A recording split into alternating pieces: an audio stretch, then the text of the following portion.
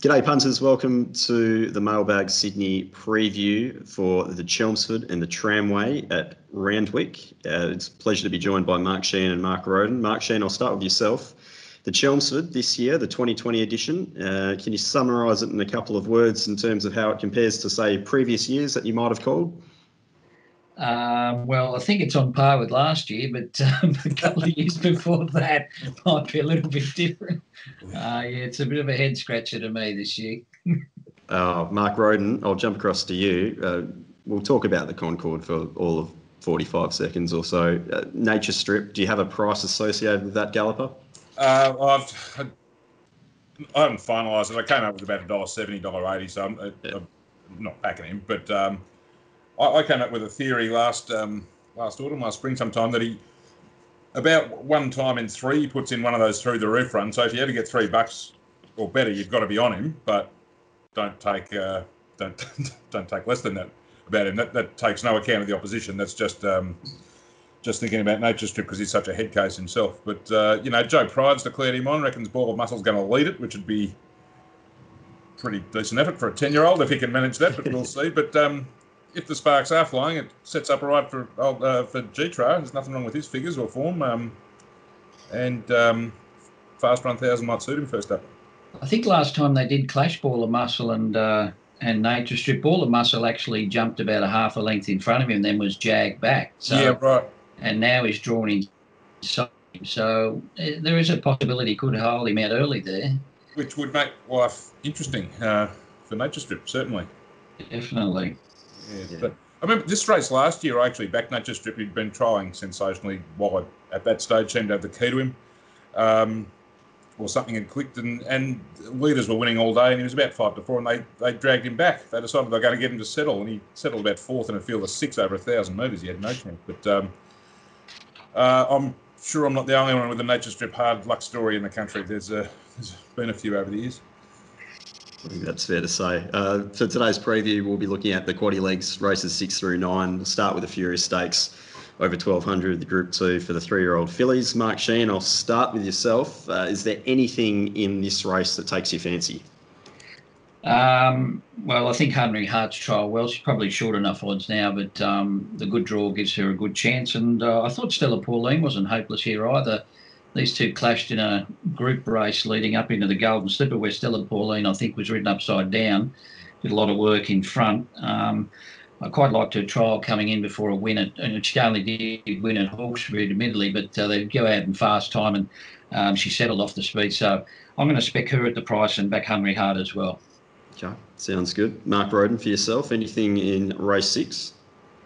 Pretty similar. I think Hungry Heart looks, she looks a really nice filly who's going to go to another level this prep, but I think $3 or thereabouts is short enough. I liked Stella Pauline a bit too. Soft kill first up in that Hawkesbury race. And Mark touched on that clash they had back, her and Dame Giselle back in the autumn, when she started very short price favourite, Stella Pauline, that day. So there's always been a bit of an opinion of this filly, and with this, maybe that will have tuned her up, that Hawkesbury soft kill, and at the price differential, it could certainly entertain her. And funnily enough, the other one I'm interested in at a bit of a price, one at Hawkesbury that same day, Chianti, Chris Lees. I see Nash Willis riding it. I think it was McDonald rated first up. They just sat 3 wide on it first up, obviously in a much weaker grade, but the instructions seemed to be just keep this out of trouble and it'll beat them, and it did. She looks to have gone, or she at least looks to have the potential to go to a new level this prep. And drawn the inside with Nash at double figure odds. I'll spec her as well, probably. But yeah, betting wise, probably Stella Pauline and Chianti, but do have Hungry Heart and Dame Giselle ahead of them in my market. Yeah, I've got Dame Giselle and Hungry Heart marked just slightly longer than what they're currently at. Like, the horse I found a little bit shorter was Vangelic, which I fell into a couple of times last prep, and there was a few cases, especially in Melbourne, where it was just seemingly slaughtered in the run, and I thought the trials were okay. It's a horse that I'll be wanting to get a positive push from Rob out of the yard, but certainly I think the horse seems to map particularly well, and I thought the run in the Percy Sykes was actually pretty decent, so that's the way I'll just be going. I think in that race it does look a tricky start to the Quaddie there. And we'll go to race 7, which is the Chelmsford Group 2 over 1600. Mark Shean, I'll start with yourself. There's a heap of stayers here. There's quite a few first up, quite a few coming from the trials. Did you find anything out of the trials that caught your eye? Probably not from the trials. No, I think they've all been just whacking away at the one speed there. Probably Notoria hasn't really grabbed me. I thought she probably tried a little bit better last time in. Looks a race with not a lot of speed, which would probably suit Angel of Truth, but he is coming off a heavy 10 back to a dry deck, and he's only ever won a maiden on the dry. So I just found this race a bit of a head scratch. I've gone a little bit wide with Mr. Seawolf. Just think he ran okay. First up, he's been back to the trials and trial okay. So just think with Nash from an inside draw, might posse up there. I think Shean Ambition's probably got great potential, but I'm worried he's going to come from area 15. I think back on a dry track he'll improve immensely. So that's the way I'm going to go at this stage. Not sure about Avilius. Going to have to go right back to last. Probably needs a little bit wetter nowadays. So I'm sort of leaning away from these two favourites. Yeah, I tend to agree with that. I had some time for Zabrowski first up at a massive price, but there's no spoil the price here. I was prepared to have a very, very small bet on Finch if it got out to a little bit longer. I think $16 is a bit skinny at the moment. I think we'll get much better on the day, but I just thought, given the lack of speed in the race, the horse has trialled okay, is a strong stayer first up. I thought might be able to get something out of it there. But Mark Rhoden, for yourself, did you find anything in race 7? It's a mess. I thought I'd found a couple. Mr. Seawolf was one of them. Last spring, he started his prep a bit later, but he ran second up in the Shannon at Rose Hill and won when they rode him a bit closer. And I think the booking of Nash, good gate, second up, that signals the intent to be put in the race. As you said, there's not a lot of speed on paper. I expect him to be pretty close, but, you know, and he's around the $8 mark. It's arguably backable, but it's not one you'd be running through brick walls to get on either. Angel of Truth has the negative that Mark mentioned. Could be a wet tracker. Avilius, I think, will be last here. I don't see where else it goes from that barrier. Notoria has an incredible record at the Randwick Mile and won first up last time with Hugh Bowman on. Didn't like its last trial at all though. There's just I could make a very strong case not to back every horse in the race. It does look one of those races, the Chelmsford. So we'll move on to race 8, the Tramway, which is over the 1400 metres. Look, there's again another field which has a number of horses that are coming out of the trials. Mark Shean, I'll start with yourself once more. Did you find anything heading into the Tramway that you thought might be worth a bet? Trial-wise, Collette's trial without the blinkers, a bit hard to get a guide on her. Rock's trial, okay, been ridden up at his last trial, and he normally does sprint well fresh. Vandergirl trial in Queensland wasn't asked to do much. Opacity was a bit disappointing his last trial, I thought. So, yeah, trials have been okay, nothing flash. Sure. I think this is a really hard race, just as hard as the previous, I've got to say. I'm going to give Colding one more chance. He was in the car park all the way at Randwick last start. He was facing the breeze in a fast pace, 4 and 5 wide, did a lot of work. I'm prepared to just forgive that run and from a softer draw, maybe spec him, and looked like Elvis, another one who, of course, had the flashing light on last start. Jockey change here, might position up a little bit closer in the run. So I think it's a dreadfully hard race, though. Mark Rhoden, for yourself? Yeah, totally agree with that. Like just in round figures, I've got a length between 8 of them at the top of my market. So, yeah, very, very hard race. I couldn't have Dreamforce as favourite, to be honest. So I might spec a few here, and just to mention a few names. Dragon Leap, who made sharp improvement, to become one of the best 3-year-olds in New Zealand last autumn. Had a sort of bowl round trial over at home. I mean, bit of guesswork in this, but he's a nice horse and he's double-figure odds. I could spec him. Looks like Elvis off the almost barrier trial first up. He just wasn't tested at all. 1400 should be ideal now, and hopefully a bit closer in the run. And the one I liked on a dry track, who I think won first up last time too, was Graceful Glamour down the bottom. Led all the way at Caulfield over 1400. That she'll attempt to do something similar here. She is just a dry tracker only, so I could spec her at close to 20 to 1 as well.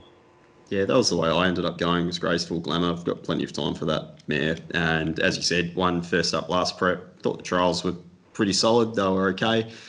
So I was prepared to just try and build a book around it and then Colding at the double figures. But yeah, again, it's another very iffy race and one that do you think she leads Dreamforce, or do you think Dreamforce leads? Yeah, it's... I put them together, but Dreamforce... I mean, Graceful Glamour's got form over further as well, whereas Dreamforce is a 7 furlongs a mile horse, so he theoretically should have more speed if they're desperate to lead, but they might not. I don't know. But she'll be first or second, I would say, in the run. Yeah. Yeah, and I don't think it's too much pace. Maybe she's better when she gets complete control, but she's 20 to 1. Yeah, exactly.